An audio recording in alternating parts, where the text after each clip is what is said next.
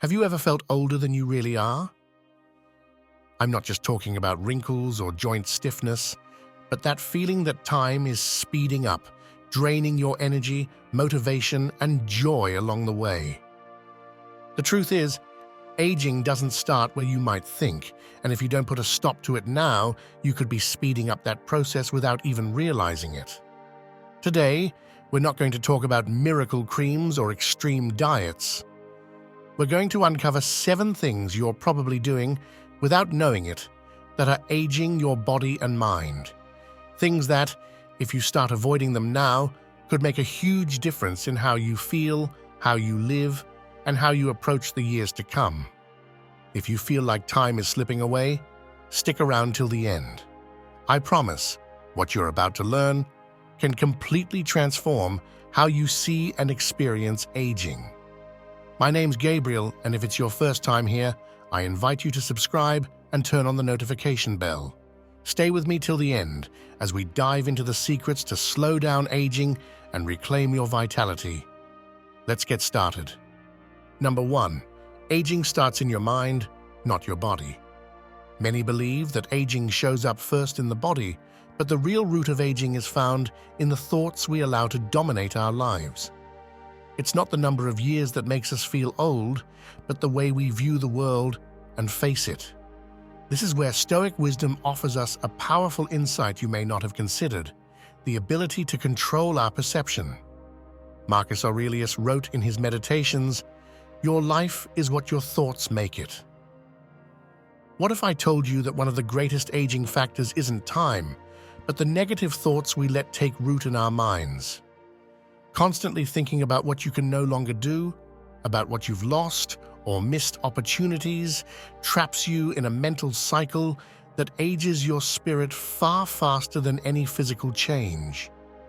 Every pessimistic thought, every complaint about time passing is like a drop wearing down a stone. And if you're not careful, that stone is your vitality. Epictetus also taught, people are not disturbed by things, but by the views they take of them.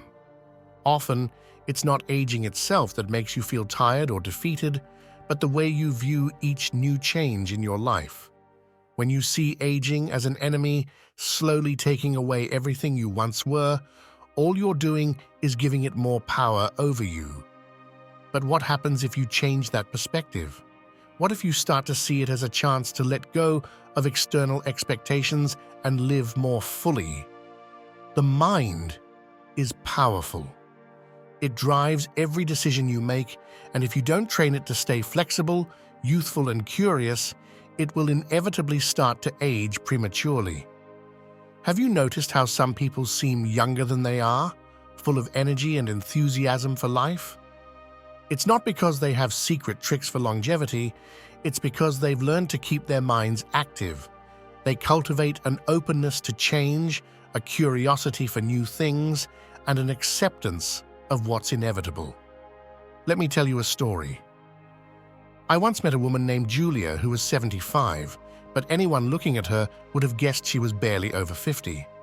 Her energy, her way of speaking and moving were completely different from others her age. When I asked her what her secret was, she said something I'll never forget. "I never let myself think I was old. I keep learning something new every day. When you stop learning, you stop living." That simple habit of learning, of keeping the mind engaged with something that sparks your interest, is one of the most powerful keys to stopping the aging process. Julia took classes in everything: painting, history, languages, not because she needed to fill her time, but because she knew her mind, like her body, needed constant exercise to stay young. And this not only kept her mentally active, but also helped her stay connected to a world that kept changing around her. But this approach isn't just for people like Julia, it's something we can all do. When was the last time you learned something new? It doesn't have to be a formal course or something complicated. Sometimes learning something new can be as simple as getting interested in a topic you know nothing about or trying a hobby you've always wanted to explore. Each new experience is a seed planted in your mind, a seed that grows into energy, vitality, and enthusiasm for life. And if this still seems abstract, think of it this way. When your mind is focused on something new and stimulating, worries about the passage of time and physical limitations lose their prominence. As Seneca said, the greatest part of our life slips by while we're waiting. How much time have you wasted wishing things were different, regretting what you can no longer do, instead of focusing on what you can still discover? As we get older, society often pushes us to accept that there comes a stage in life when we're no longer expected to be curious, creative, or energetic. We're told it's time to slow down, to take it easy, as if old age were permission to stop living fully. But that idea is a trap. True aging begins when we start believing that story, when we stop challenging ourselves mentally, when we stop caring about what the world has to offer us. Here's an important reflection. How are you nourishing your mind today? What kind of thoughts are you feeding daily? Because if you fill your day with complaints, with the feeling that the best is behind you, then you're truly aging faster than necessary. But if instead, you begin training your mind to seek the positive, to challenge yourself, to learn and grow, you'll be building an inner strength that withstands the test of time. Think of this as an investment. Every small effort you make today to keep your mind active is like a deposit in your youth account. I'm not talking about physical youth, but mental youth, a sense of lightness and openness that lets you enjoy every stage of life fully. So next time you look in the mirror and worry about wrinkles or gray hair, pause for a moment and ask yourself, how am I caring for my mind? Because that's where aging truly begins. And remember, as Marcus Aurelius said, your life is what your thoughts make it. Keep your mind young and the rest of you will follow. Number 2, don't cling to the past, reinvent yourself. One of the biggest challenges of aging is that constant longing to return to what no longer exists. Clinging to who you once were instead of embracing who you are today is a trap that ages you faster than any visible sign on your body. If you keep defining yourself by your past successes, skills, or relationships, you'll stay locked in an old version of yourself, unable to fully enjoy the present. We often think that what we achieved or accomplished in our younger years defines our worth. This attachment to the past, to an identity that may no longer fit, only frustrates us. It's like trying to hold water in your hands. No matter how hard you try, it slips through your fingers. What many don't realize is that living in memories not only stalls your growth, but it also prevents you from reinventing yourself, evolving, and discovering what you're still capable of. Jean-Paul Sartre, the existentialist philosopher, said something revealing, "We are what we do with what others have done to us." In other words, your past is important, but what really matters is how you choose to act today with what you've learned. Reinventing yourself doesn't mean forgetting who you were or erasing your history. It means accepting that you can become something new, that you can still grow, learn, and contribute right here and now. Let me tell you about Marta. At 64, after a lifetime dedicated to her career as a teacher, she felt lost when she retired. For years, her identity had been tied to her work, to the influence she had on her students. But when that chapter ended, Marta had to rethink her life. At first, she fell into the trap of thinking, "My best days are behind me." But one day, after a conversation with a friend, something shifted. She realized that she still had so much to offer, just in a different way.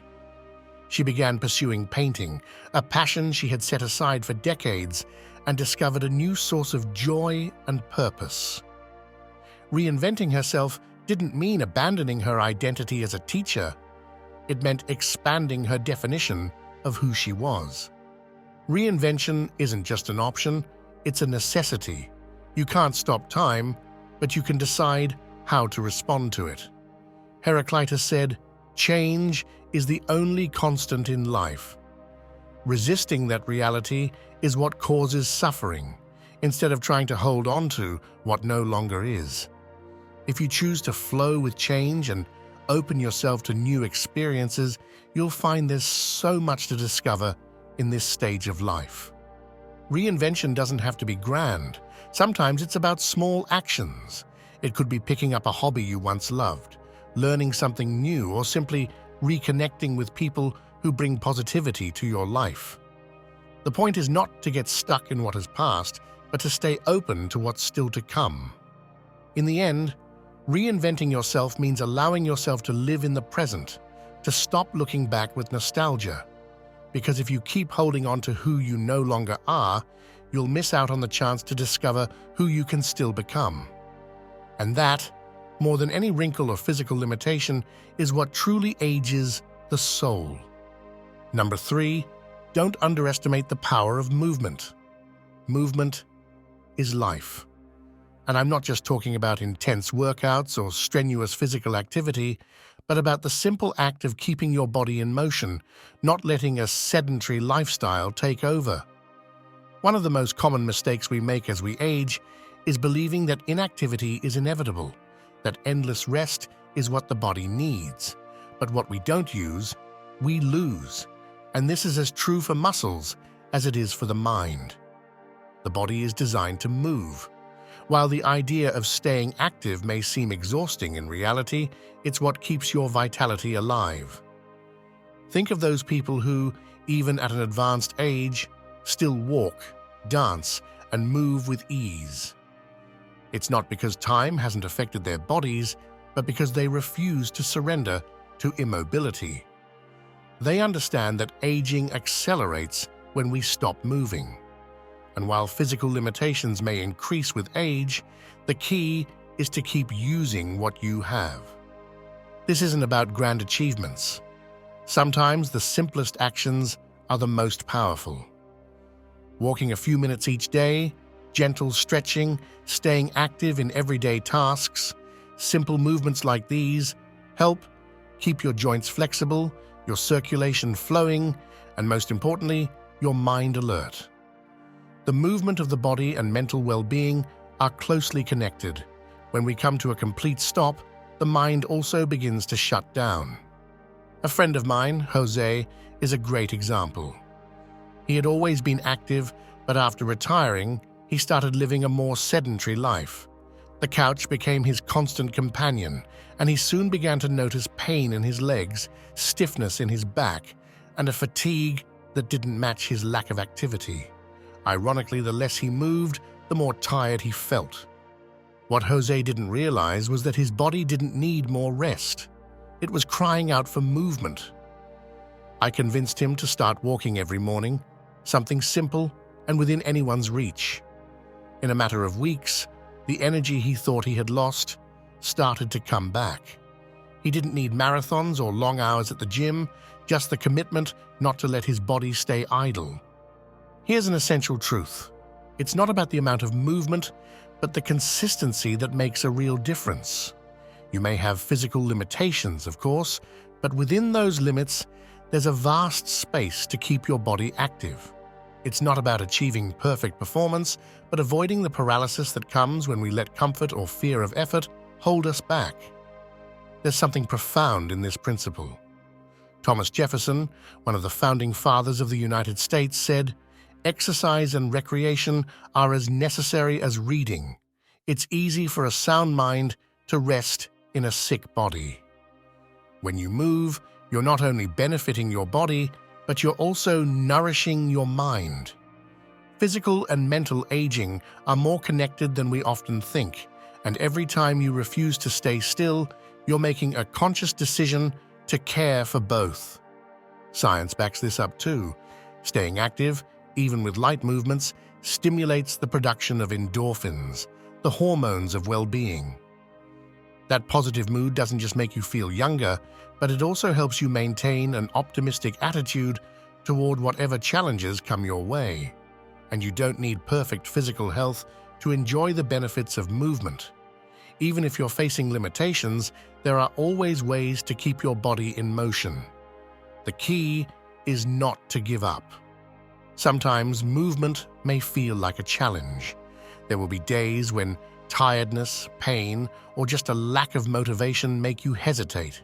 But this is where discipline comes in. When you choose to move, even when you don't feel like it, you reinforce the idea that you are not a victim of circumstances, but in control of your actions. You're telling yourself that your body is still capable, and this has a profound impact on your mind. If there's one thing you can do today to slow down aging, it's to move. You don't have to change your life overnight, but you do need to make that small daily decision not to stay still. And as you do, you'll notice how your energy is renewed, how your body feels more alive, and most importantly, how your mind also feels rejuvenated. Because aging doesn't speed up just because years go by. It accelerates in those moments when we choose to stop moving. If you're enjoying this video and feel like you're discovering new ways to slow down both physical and mental aging, I invite you to subscribe and hit the like button. This helps me continue creating valuable content for those who want to live this stage with energy, serenity, and purpose. Stay tuned until the end, because lesson number 7 might completely change how you view the time you have ahead and how to live it with greater vitality and fulfillment. Let's keep going. Number 4, don't feed your invisible enemy, stress. Stress is a silent enemy. While the body ages naturally, stress has the power to accelerate this process in devastating ways, often without us noticing until the damage is done. We spend our lives worrying about things that often don't even happen, carrying burdens that aren't ours, or anticipating problems beyond our control. Chronic stress acts like a poison that slowly builds up in the body and mind, and if we don't learn to manage it, it steals years from our lives. One of the great lessons we can learn, not only from Stoicism, but from many philosophical and psychological schools, is that the control we think we have over things is mostly an illusion. Viktor Frankl, a psychotherapist who survived the horrors of Nazi concentration camps, taught something essential. When we are no longer able to change a situation, we are challenged to change ourselves. And that's exactly what we need to do with stress. We may not be able to remove all difficult circumstances from our lives, but we can change the way we face them. The problem is that we often live trapped in the what-ifs. We anticipate worst-case scenarios, imagine disasters, and generate an inner tension that affects not only our peace of mind, but also our physical health. Studies have shown that chronic stress increases the risk of heart disease, accelerates cellular aging, and even affects our cognitive abilities. In other words, stress literally ages us from the inside out. Here's a simple example. Imagine you have a big family gathering coming up, and you can't stop worrying about how it will go, if everyone will get along, if everything will be perfect. Before the event even happens, you're already exhausted, with a racing mind and tense body. Then, when the day arrives, you realize most of your worries were unnecessary and things flowed on their own. But you already paid the price, days, maybe weeks, of accumulated tension. In the long run, this strain takes a toll. What we need to understand is that much of the stress we feel comes from focusing on things we can't control. This is where a simple yet powerful practice comes in: conscious management of our emotions. It's not about eliminating all worries, that's impossible, but about learning to handle them more wisely. A key tool for this is breathing. It may sound basic, but the simple act of pausing and taking a few deep breaths has the power to calm our nervous system and reduce levels of cortisol, the stress hormone. When you feel stress taking over, pause and breathe. Instead of letting your thoughts overwhelm you, focus on your breath. This brings you back to the present moment and helps break the cycle of negative thoughts. Another powerful way to reduce stress is learning to accept what we can't change. Alan Watts, a modern philosopher who bridged Eastern and Western wisdom, said, "Life is a river that flows, and resistance is what causes suffering." When we try to control the uncontrollable, we only create more frustration. Part of the art of aging gracefully is letting go of that need for absolute control and instead flowing with life's circumstances. Let me tell you about Anna.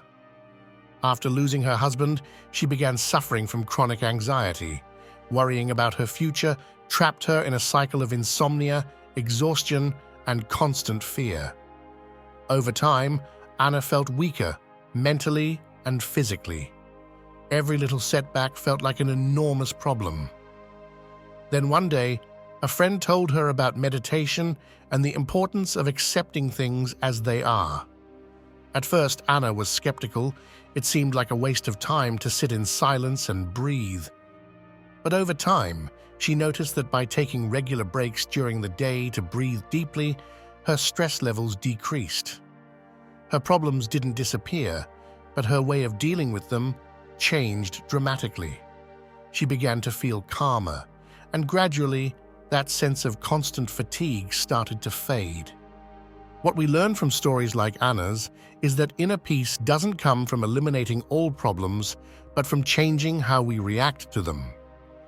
Stress is not something we can avoid completely, but we can limit its impact on us. Finally, remember this: the goal isn't to live a life without stress, but to live a life where stress doesn't control you. There is a space between what happens and how you react to it, and in that space lies your power. If you can learn to expand that space, to pause, breathe, and manage your emotions, you'll be slowing the aging process of not only your body, but also your spirit. Stress doesn't have to be your enemy if you learn to face it with wisdom. In doing so, you won't just feel younger, you'll also be protecting your physical and mental well-being from the damage it can cause. Because, in the end, it's not what happens around you that ages you, but how you choose to respond to it. Number 5, don't live to please others. Living to please others is one of the most subtle ways we drain ourselves. For much of our lives, we worry about fitting in, about meeting the expectations of those around us, our children, friends, or society in general. But as we get older, this behavior not only saps our energy, but can also become a constant source of frustration and exhaustion. Learning to say no and to stop living for others is one of the greatest acts of self-love we can embrace at this stage of life. From a young age, many of us were taught to be accommodating, to put others first, to not rock the boat. While this mindset may have served us at times, as the years go by, we realize that saying yes to everything without considering what we truly want or need leads to a loss of control over our own lives. We accept invitations we don't want, take on responsibilities that no longer belong to us, and even stay in situations that drain us just to avoid displeasing others. The Danish philosopher Søren Kierkegaard once said, "The door to happiness opens inward." This is a reminder that true satisfaction comes from listening to ourselves and being true to what we need, not from meeting others' expectations. Living to please others shuts that door because instead of looking inward, we're constantly focused on what others want. Think about it. How many times have you done something you didn't want to just to avoid conflict or guilt? Often, we think we're being generous or selfless, but in reality, we're giving away our time, energy, and even our inner peace to external demands. And ironically, in the end, that effort to please everyone brings neither peace nor appreciation, it just leaves us drained. I recently met Estela, a 70-year-old woman who had spent her whole life dedicated to her family, rarely thinking about what she actually wanted. When her children became independent, she thought she'd finally have time for herself, but instead, she felt a new pressure to be the perfect grandmother, always available to babysit, to cook for family gatherings, to never say no. For years, she accepted this role, even though she felt exhausted and deeply wished she could dedicate time to herself, her hobbies, and travel. One day, after much reflection, Estella made a radical decision. She began to say no. At first, her family didn't understand. They were so used to her always being available that they couldn't grasp her need for space. But in time, they accepted it. And more importantly, Estella began to feel more alive, more in control of her time, and paradoxically, closer to her family. Because when you stop pleasing others out of obligation, your relationships become more genuine. This brings us to a fundamental lesson. Setting boundaries isn't selfish, it's a form of self-care. When you learn to say no, you're protecting your energy, your mental and emotional health. You can't give what you don't have, and if you're constantly living to satisfy others, you'll eventually run out of inner resources. Of course, saying no isn't easy. It means unlearning years of conditioning and overcoming the guilt that comes when we don't meet others' expectations. But the truth is, no one can live a fulfilling life while constantly carrying the weight of others' expectations. And when you learn to prioritize yourself, you're also teaching others to respect your time, needs, and desires. Take a moment to reflect. How many times have you accepted something just to avoid disappointing someone else? How many times have you said yes when deep down you wanted to say no? At this stage of life, it's essential to give yourself permission to choose what truly matters to you without feeling responsible for others' happiness. Every time you force yourself to please others, you're telling yourself that your desires are less important, and over time, that takes a deep toll. The novelist Paulo Coelho once said, "When you say yes to others, make sure you're not saying no to yourself." This is the key to living more fully and freely as we age, because life isn't measured only by what we give to others, but also by what we allow ourselves to give to ourselves. And on that scale, your needs should weigh as much as anyone else's. So instead of worrying about pleasing everyone, start asking yourself what you really want. Sometimes, the most generous thing you can do for yourself is to say no, without guilt, without fear of judgment. Because in the end, living to please others only drains the energy you need to live your own life, and that's a loss no yes can ever compensate. Number 6, don't stop nurturing your meaningful relationships. Don't neglect meaningful relationships, but don't fear solitude either. As we move through life, emotional independence becomes more important than ever, especially when circumstances lead us to a place of greater introspection. Choosing conscious solitude can be a profoundly transformative phase, but that doesn't mean we should disconnect from the connections that truly nurture us. This is the key, learning to balance the value of solitude with the value of maintaining genuine and meaningful connections. It's true that at many times being at peace with oneself, enjoying solitude and not relying on constant company is a sign of emotional maturity. It's a space to reconnect, listen to ourselves again, and discover aspects of our personality that may have been set aside amid the noise of life. As Friedrich Nietzsche said, the great period of your life is when you dare to live alone, when you no longer need to seek company to fill yourself up. Solitude can be a loyal companion, one that lets us grow and reflect without external distractions. However, this doesn't mean we should give up on relationships that add value.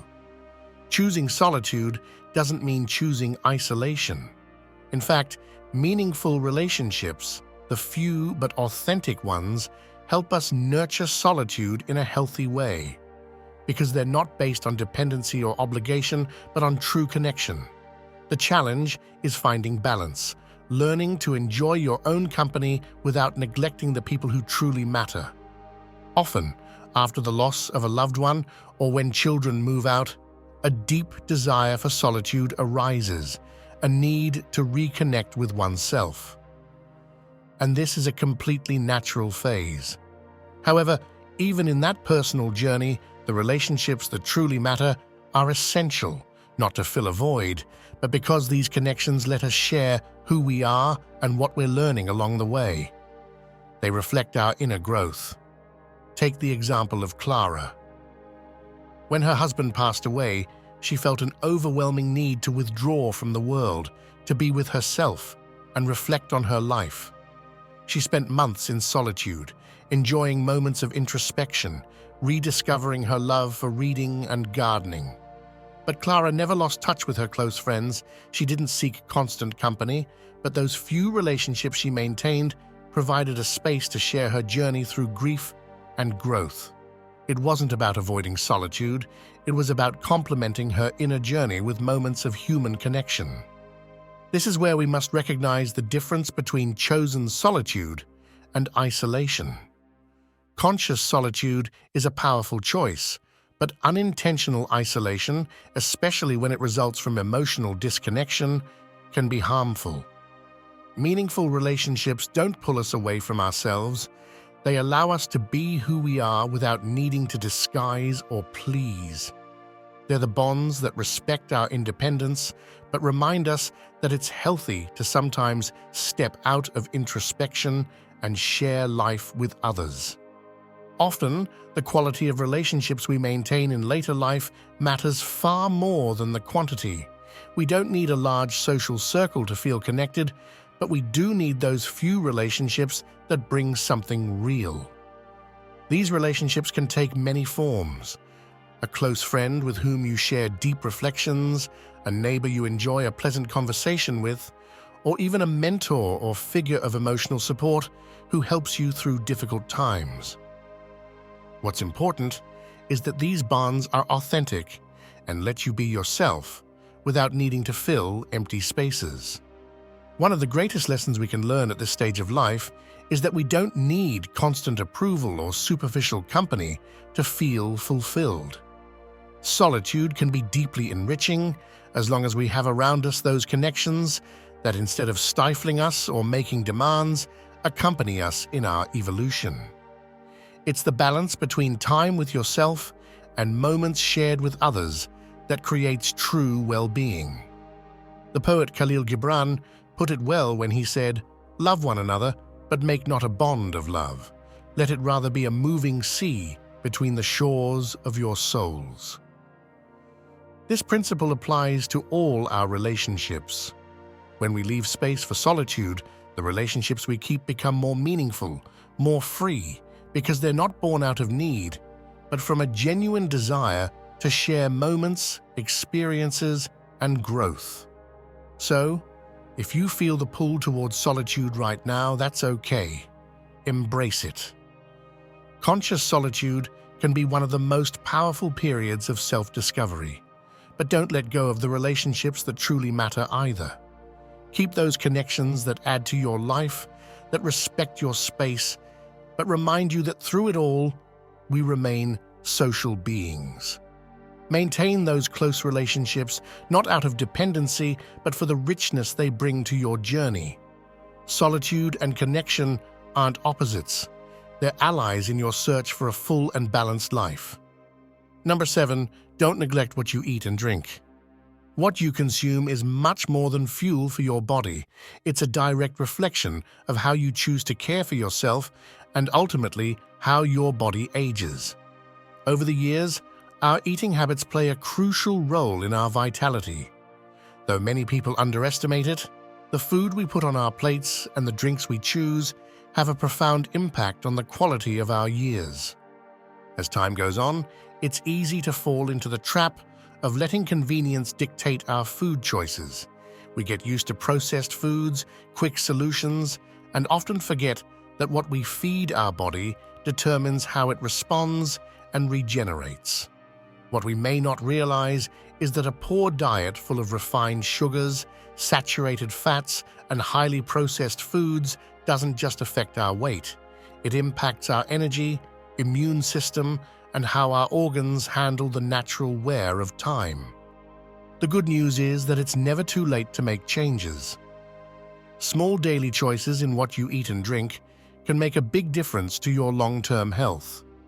Choosing nutrient-rich foods like fruits, vegetables, legumes, and whole grains provides the foundation for your body to function at its best.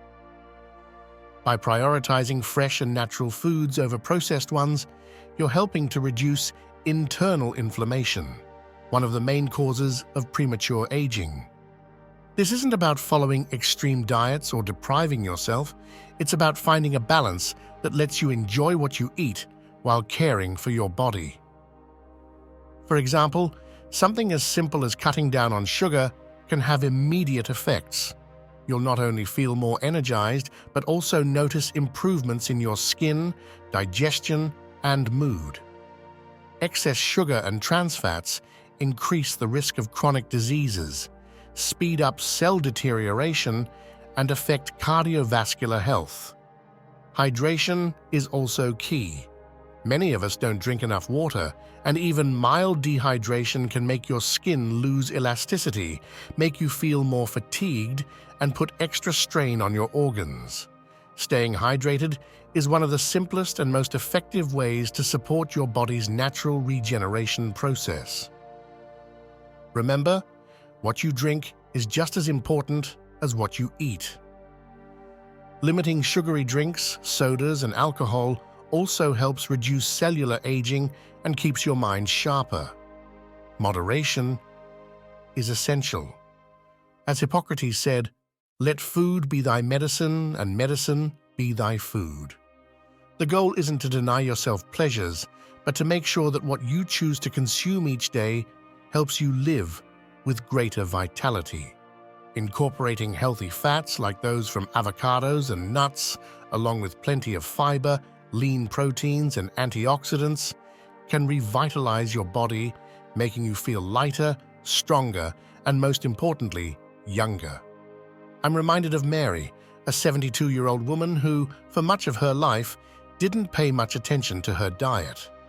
Over time, she started feeling increasingly tired, with digestive issues and weight fluctuations that frustrated her. One day, she decided to make a change. She cut down on processed foods, increased her intake of fresh fruits and vegetables, and started drinking more water. The results were remarkable. Not only did she lose weight, but she also began feeling more agile, more focused, and experienced a new level of energy she hadn't felt in years. And it wasn't that Mary followed a strict diet. She simply started making better choices, being more aware of what her body really needed to function optimally. That's what it means to care about what you eat and drink. It's not about rigid restrictions, but learning to listen to your body and giving it what it needs to stay strong and youthful. The body has an incredible ability to regenerate and adapt, but it needs our support with mindful nutritional choices. If we want to slow premature aging and live with more vitality, nutrition is one of the most powerful tools at our disposal. So next time you prepare a meal or choose a drink, ask yourself, will this give my body what it needs to keep moving forward with strength? Aging is inevitable, but how we age is, to a large extent, within our control. What you eat and drink today can determine how you feel tomorrow. Make each choice an opportunity to give your body the energy and health it needs to carry on, no matter how many years go by. Life isn't a race toward the future or a struggle against the past. It's a journey that can only be fully lived in the present, in the here and now. Throughout these lessons, we've explored ways to slow down aging, not just of the body, but of the spirit. We've seen that control over your life, your well-being, and your relationships is more within your grasp than you might think. And if there's one takeaway I hope you carry with you, it's the certainty that regardless of your age, you always have the choice to decide how you live this moment. Youth isn't bound to time. It's tied to the way you choose to face life day by day. Remember, living well isn't about accumulating more years, but about living with purpose and awareness. And the wisdom to do that is already within you. It's in your ability to choose how you think, in how you manage your relationships, and most of all, in how you decide to live in the present. My name is Gabriel, and if this is your first time on the channel, I invite you to subscribe and turn on notifications so you won't miss any of the topics we'll be exploring. And if you've made it this far, it means you're serious about your personal growth, and that deserves recognition. So, to see who's truly committed and reached the end, comment with the phrase, "I'm Stoic," and let me know where you're listening from. I'd love to know which country you're connected from and who's here with me on this journey of self-discovery. And don't leave without sharing this video with your loved ones. Someone you know might need to hear these words today and find a new perspective. Sometimes, a small piece of advice can make a big difference. See you in the next video.